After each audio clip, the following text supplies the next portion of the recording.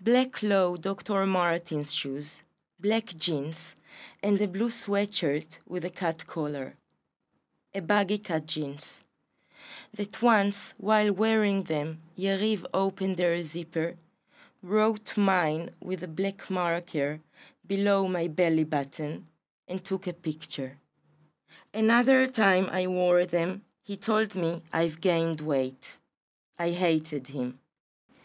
Black masculine shoes, beige baggy cut pants, a black turtleneck top, a second-hand brown leather jacket. I wore when I've met Jerome in Paris and fell in love.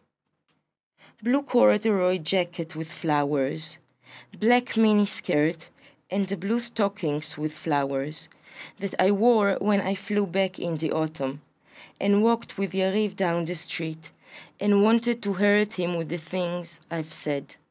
It worked. And then I flew away again, and everything changed forever. To another plane, the next plane, free at last.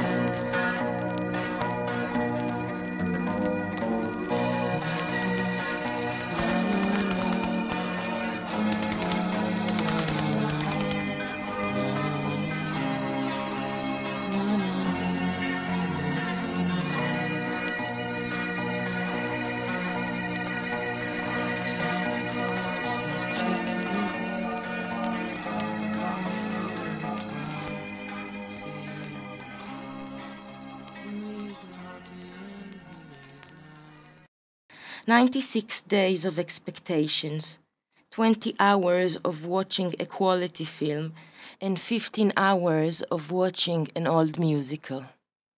And in between, hours and days and months of longing and dreaming and fearing what would happen if and when, and dimmed sensations and blurry consciousness and repeating attempts to internalize and to exteriorize and to hold and to release and to finish with A and to start B and to find trails which would lead me to hidden fragments of memory.